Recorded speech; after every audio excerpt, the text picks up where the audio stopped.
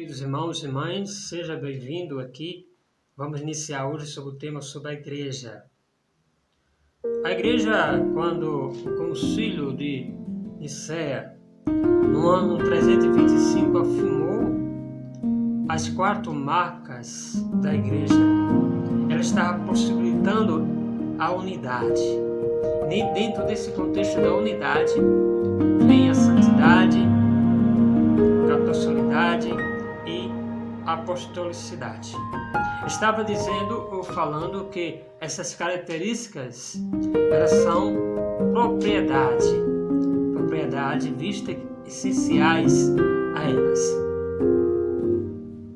Jamais poderemos pensar na igreja ou falar de seus ministérios ou ministério sem ter em vista essas 4 marcas.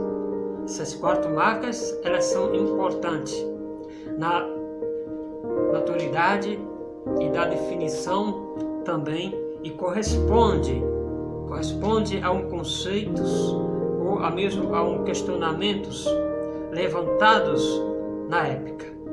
Muitos teólogos naquela época afirmavam a unidade. A unidade, por exemplo, era extremamente importante, como hoje também é importante.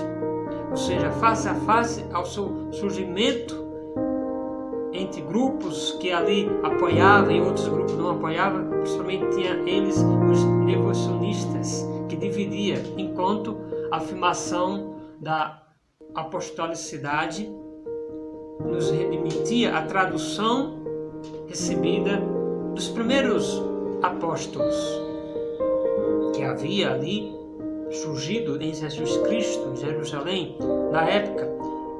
E também havia sim grupos que defendiam um conceito, esse conceito de santidade. Eles falavam que esse tal conceito só havia espaço, ou seja, ali não tinha nenhum espaço de erro, ou seja, eles confundiam a santidade com a perfeição. Existia um grupo e eles justamente diziam que era o caso justamente desse grupo chamado nonatistas, que eram seguidores de 2 bispos. Esses 2 bispos que era justamente do movimento homônimos, era chamado Nonato de Cartago e Nonato de Nigra. Esses movimentos, ou seja, esses 2 bispos, eles ensinavam para aquele povo, naquela época, que o sacramento só era válido se fosse ministrado através de um clérigo. Ou seja, só um clérigo podia administrar o sacramento santo e digno. Do contrário, perderia o seu valor. Portanto, naquela época era discutido isso. E era um conceito de santidade para eles, esses 2 bispos.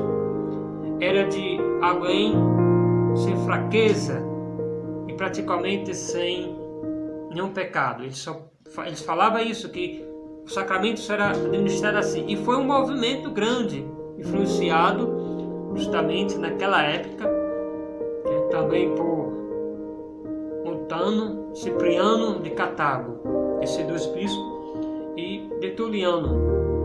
Eles foram importantes, eles foram 2 teólogos que aderiu ao montanismo, esse movimento, os nonanistas. Eles afirmavam justamente que a validade e santidade do sacramento só poderia ser feito e dependia justamente de um mérito, ou seja, daquele que o administrava. Por isso, os dogmitas, eles rebatizavam os seus adeptos, ou seja, essa crença rebatizava e eles consideravam que só existia uma única igreja verdadeira, a deles.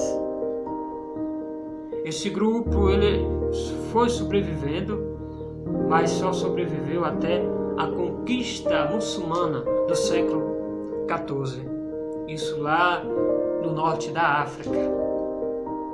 Já pensou como é que era essa, né? Mas eles deixaram marcas que até hoje influencia muitos grupos cristãos que pratica ainda o rebatismo. Por exemplo, diante desse contexto e desses problemas, dá para a gente identificar muito fácil, né? E compreender quais são esses movimentos que rebatizam. Ou seja, a importância do crédito aqui, de se dar crédito, é afirmar que a igreja, ela é una, santa, católica e apostólica. Ou seja, diante desse contexto, no presente capítulo, no próximo vídeo, nós aqui da comunidade, como membros, meditaremos sobre essas 4 marcas da igreja. Então, meus irmãos, minhas irmãs, fica na paz e bom estudo para você.